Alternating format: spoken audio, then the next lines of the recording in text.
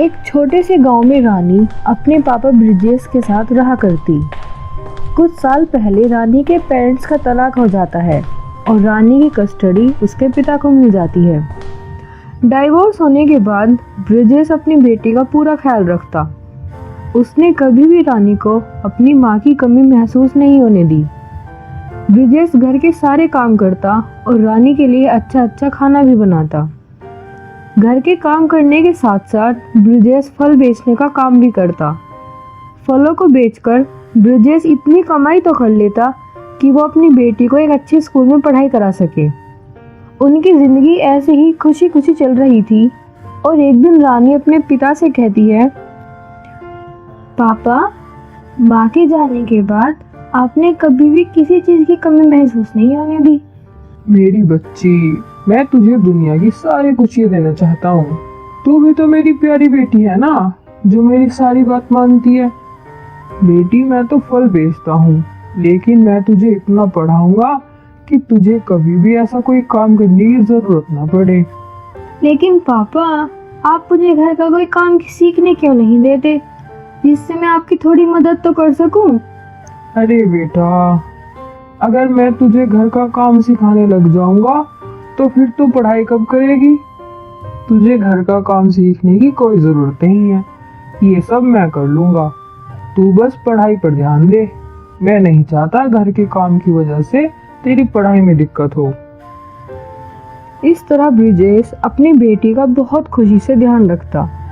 दोनों हंसी खुशी जीवन बिता रहे थे। रानी 12th क्लास में पढ़ती थी और 12th क्लास में टॉप किया। पापा, आज मेरा रिजल्ट आया है। मैंने 95% के साथ अपने स्कूल में टॉप किया है। ये सुनकर ब्रिजेश बहुत खुश होता है और बोलता है, अरे वाह, ये तो बहुत खुशी की बात है।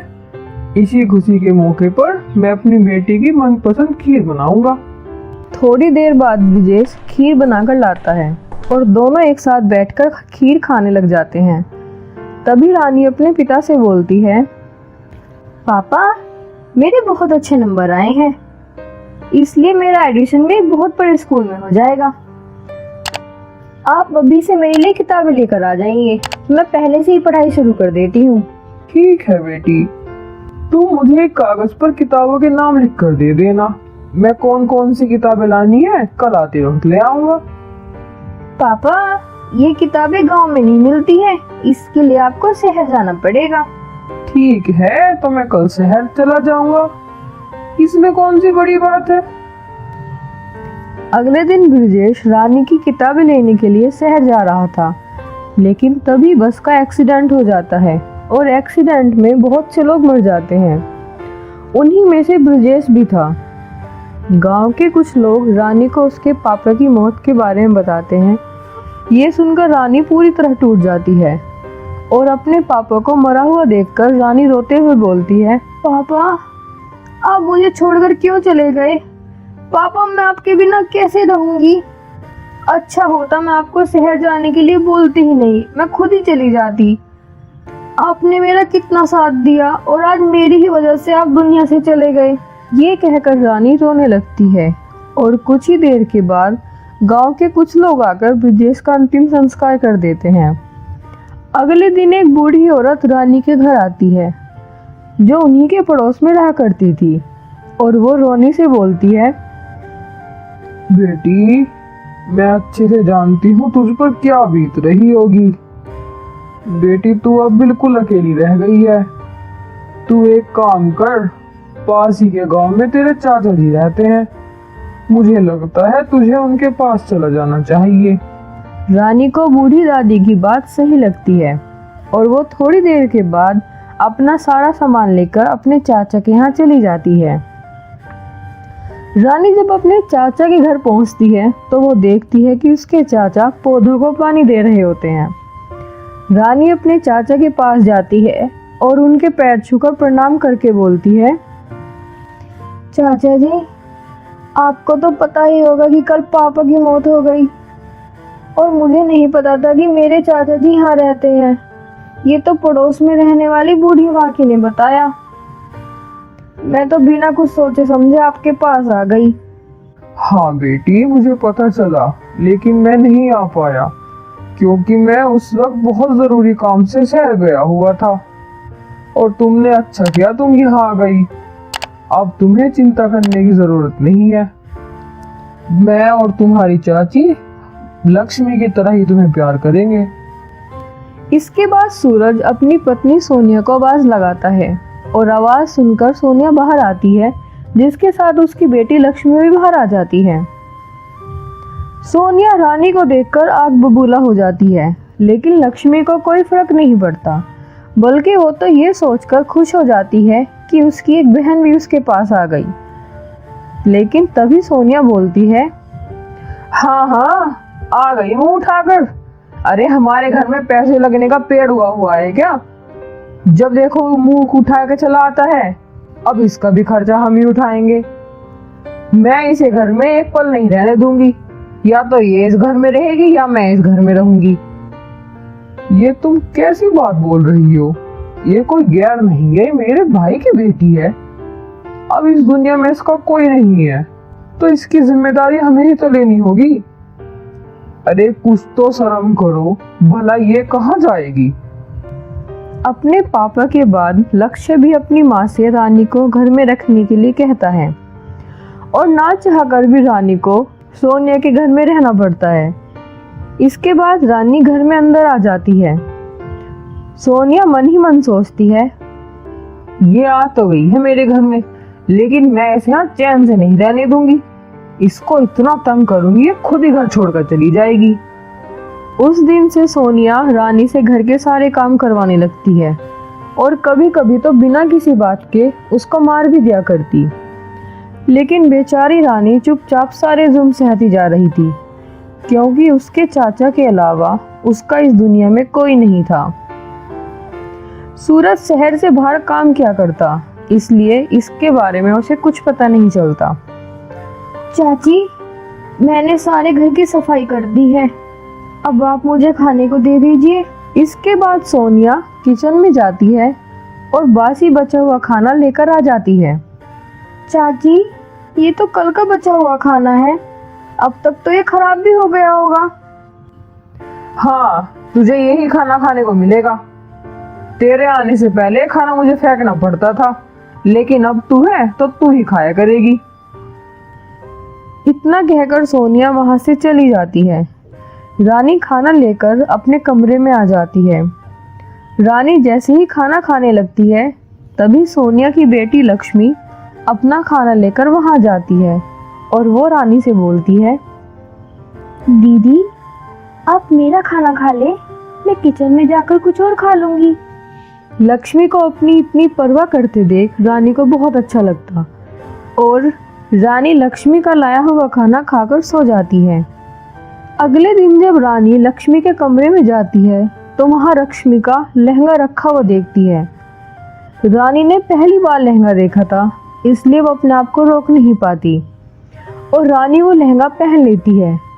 लेकिन तभी वहां सोनिया आ जाती है और बड़े ही गुस्से में बोलती है, अरे नौकरानी, तेरी इतनी हिम्मत कि तू मेरी बेटी के कपड़े पहने? तूने ऐसा लहंगा कभी देखा भी है क्या? मेरी बेटी का लहंगा बहुत महंगा था, इसलिए तुझे इसकी सजा तो जरूर मिलेगी। अभी रुक, अभी तुझे इस घर से बाहर निकालती हूँ। नहीं चाची, मुझे माफ कर दीजिए, मैंने तो आपके सिवा कोई है भी नहीं, मैं कहाँ जाऊंगी? ये सब मुझे नहीं पता, मैंने कह दिया तो कह दिया। या तो मेरे घर से बाहर निकल जा, नहीं तो तुझे मार मार कर बाहर निकालूंगी। रानी घर से बाहर नहीं जाती और चाची के सामने हाथ पैर जोड़ने लग जाती है। उसके बाद सोनिया रानी को धक्के मारकर निकाल देती है। लक्ष्मी भी अपनी माँ के इस अत्याचार को देख रही थी, लेकिन अपने माँ के डर से वो चुप रहती है। रानी रोते हुए एक पास ही के जंगल में चली जाती है। रानी सुबह से रात तक जंगल में बैठी रही, लेकिन कुछ ही देर के बाद रानी देखती है कि जंगल के बीचों बीच एक झरना निकल आया। ये देखकर रानी चौंक जाती है और बोलती है, मैं तो सुबह से यहाँ हूँ, यहाँ तो कोई झरना नहीं था, फिर ये झरना कहाँ से आया? रानी अभी तक सोच ही रही थी, लेकिन तभी वहां एक जादुई गुलाबी रंग का लहंगा प्रकट होता है और झरने से आवाज आती है, बेटी, मैं एक जादुई झरना हूँ जिसके अंदर बहुत जादुई लहंगे हैं। लेकिन मैं तो यहाँ सुबह से बैठी हूँ, मैंने तो अभी तक किसी को नहीं देखा। आप पहले भी तो आ सकते थे। मैं ये देख रहा था कि तुम कोई ड्रामा तो नहीं कर रही, लेकिन तुम बस सुबह से रोती ही जा रही थी, इसलिए मैं तुम्हारे सामने प्रकट हो गया हूँ। अब तुम मुझे अपनी परेशानी बताओ। इसके बाद रानी अपनी सारी बीती झरने को बता देती है, जिसे सुनकर झरना उससे बोलता है, ये जो तुम लहंगा देख रही हो, ये कोई आम लहंगा नहीं है, ये एक जादुई लहंगा है। इससे तुम जो भी मांगोगी वो तुम्हें तुरंत मिल जाएगा। ये सुनकर रानी बहुत खुश होती है और झरने का धन्यवाद करती है। तभी झरना गायब हो जाता है। इसके बाद रानी जंगल से आ जाती है और कुछ दूर जाने के बाद रानी जादुई लहंगे से बोलती है, ए जादुई लहंगे, मुझे रहने के लिए घर दे दो। इसके बाद जादुई लहंगा वहाँ एक सुंदर सा बड़ा घर प्रकट कर देता है। रानी घर के अंदर जाती है और घर के अंदर उसे सारा सामान भी मिलता है, जिसे देखकर वो बहुत खुश होती है। इसके बाद रानी उसी घर में खुशी खुशी रहने लगती है। छोटे से गांव में रोशनी अपनी दादी कमला के साथ रहा करती। रोशनी के माता पिता की मौत उसके बचपन में ही हो गई थी, जिसके बाद रोशनी की देखभाल उसकी दादी को ही करनी पड़ी। लेकिन कमला की उम्र ज्यादा होने के कारण कमला से कोई काम नहीं हो पाता, इसलिए घर के सारे काम रोशनी ही क्या करती। रोशनी घर के खर्च निकालने के लिए एक छोटी सी रेहड़ी पर मेकअप का छोटा मोटा सामान बेचा करती और शाम को जो भी पैसे मिला करते वो उन्हें लाकर अपनी दादी को देती। कमला उन पैसों को घर के सामान के लिए इस्तेमाल किया करती। बेचारी रोशनी इस उम्र में पढ़ाई करने की बजाय काम किया करती। रोशनी को बचपन में पढ़ाई का बहुत शौक था, लेकिन जब से उसके सर से माँ बाप का हाथ उठ गया था, मानो जब से वो अपना जीवन बस जैसे तैसे ही काट रही थी। लेकिन उसकी दादी भी क्या कर सकती थी, वो भी तो मजबूर थी, क्योंकि वो बूढ़ी हो गई थी। रोज शाम को मेकअप का सामान बेचने के बाद जब रोशनी घर आती तो घर का सारा काम करती और खाना भी बनाती। दोनों दादी पोते खाना बनाकर खाकर सो जाते। उनका जीवन सालों से ऐसा ही चल रहा था। अब रोशनी के जीवन में उसके खुद के सपने की कोई आस नहीं बची थी। ऐसे ही एक दिन सुबह सुबह कमला की तबीयत बहुत ज्यादा खराब हो जाती है, इसलिए रोशनी आस पड़ोस वालों के पास मदद मांगने के लिए जाती है, लेकिन कोई भी उसकी मदद नहीं करता। सभी को रोशनी की बातें झूठी लगती और कुछ औरतें तो आपस में इस तरह की बात भी कर रही थी, अब तो इस बुढ़िया के दिन आ गए, ये बुढ़िया ज्यादा दिन नहीं बचेगी। हाँ बहन, तुम सही कह रही हो, बेचारी रोशनी को घर का सारा काम करना पड़ता है। अगर बुढ़िया चली जाएगी तो इस बच्चे का काम भी कम हो जाएगा। ये सारी बात रोशनी सुन लेती है और उन दोनों के पास आकर कहती है, आंटी, आप ये कैसी बात कर रही हैं? अगर आप किसी के बारे में अच्छा नहीं बोल सकती तो बुरा भी मत बोलिए। आपको शर्म नहीं आती मेरी दादी के बारे में ऐसा बोलते हुए? अरे अरे, देख कैसे बोले जा रही है। अगर जाते जाते इसके माँ बाप थोड़ी तमीज सिखा देते तो अच्छा रहता। एक तो सबसे पैसे मांगती फिर रही है, ऊपर से बोल भी इतनी रही है। देखिए आंटी, मैं आपको ऐसा कुछ नहीं बोल रही हूँ, इसलिए आप भी मुझे मत बोलिए। मुझे तो समझ में नहीं आता कि आप लोग इतने बड़े होकर किसी के बारे में इतना बुरा भला कैसे बोल सकते हैं। मैं तो बस यही कह रही थी, अगर तेरी दादी नहीं होती तो तुझे भी इतना काम नहीं करना पड़ता। वैसे भी आजकल तो भलाई का जमाना ही नहीं रहा। मेरी दादी को कुछ नहीं होगा, वो बहुत जल्दी ठीक हो जाएंगी। आपके कहने से कुछ नहीं होने वाला। और हाँ, आज के बाद मेरी दादी के बारे में ऐसा दोबारा मत बोलना, वरना देखो मुझसे बुरा कोई नहीं होगा। हाँ हाँ ठीक है, भलाई का तो जमाना ही नहीं रहा। सही बात कहो तो भी बुरी लग जाती है। इसके बाद रोशनी अपने घर आ जाती है और अपनी दादी को दवाई खिला देती है। रोशनी अगले दिन सामान बेचने नहीं जाती क्योंकि उसे अपनी दादी की चिंता सता रही थी। अपनी पोती को इतना परेशान देखकर उसकी दादी बोलती है, भगवान मुझे जल्दी से अपने पास बुला ले। मैं नहीं चाहती मेरी वजह से मेरी पोती को कोई दिक्कत हो। अरे दादी, आप कैसे बात कर रही हो? आपको तो पता है ना, आपके सिवा इस दुनिया में मेरा कोई नहीं है। अगर आप भी ऐसी बात करोगे तो मेरा क्या होगा दादी? मैंने तो आपको बचपन से ही मम्मी पापा माना है। अब आप देखो, जल्दी से ठीक हो जाओ और ऐसी बात मत करो। कैसे बेटी, ना तो कोई हमारी मदद करता है, ना ही घर में कोई पैसा है। घर भी इतना छोटा है, मेरी दवाई लाने तक के भी पैसे नहीं है हमारे पास। अपनी दादी की बातें सुनकर रोशनी उदास हो जाती है और सोचने लगती है, काश मेरे पास थोड़े पैसे होते तो मैं अपनी एक मेकअप की सामान की दुकान खोल लेती। मैं रेडी पर सामान बेचती हूँ, इसलिए मुझे से कोई सामान नहीं खरीदता। सभी मेरी रेडी को देखकर यही समझते हैं कि सामान बेकार होगा। काश मेरे पास थोड़े पैसे आ जाए, मैं दादी का इलाज भी करा लूं और छोटी सी दुकान भी खोल लूं। बस इसी बात के बारे में सोचते सोचते रोशनी सो जाती है। अगले दिन रोशनी दोबारा सामान बेचने के लिए निकल जाती है और वो देखती है कि एक गर्भवती औरत रोड के किनारे खड़ी हुई थी और किसी बस को रुकवाने की कोशिश कर रही थी, लेकिन कोई भी उसकी मदद नहीं कर रहा था। इसके बाद रोशनी उसके पास जाती है और रिक्शा वाले को रुकवाकर उसको हॉस्पिटल ले जाती है। रोशनी हॉस्पिटल के बाहर ही बैठकर इंतजार करने लगती है और थोड़ी देर बाद पता चलता है कि उस औरत ने एक बेटे को जन्म दिया। ये जानकर रोशनी बहुत खुश होती है। इसके बाद डॉक्टर उसे फीस जमा करने के लिए कहता है। फीस 10,000 रुपये थी, लेकिन अभी तो रोशनी के पास एक भी रुपया नहीं था, तो वो 10,000 रुपये कहाँ से देती।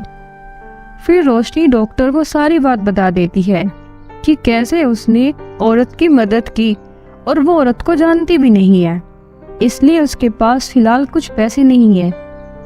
रोशनी की बात सुनकर डॉक्टर मान जाता है। फिर रोशनी हॉस्पिटल से बाहर आकर कुछ लोगों से पैसे मांगती है और बाकी बचे हुए पैसे घर से ले आती है, लाकर डॉक्टर को दे देती है। इसके बाद रोशनी उस औरत को उसके घर ले जाती है और वो औरत रोशनी से कहती है, अगर आज तुम सही वक्त पर मेरी मदद नहीं करती तो ना जाने क्या हो जाता। तुम तो मेरी बहन जैसी हो गई हो। इतने गरीब होने के बाद भी तुमने मेरी इतनी मदद की।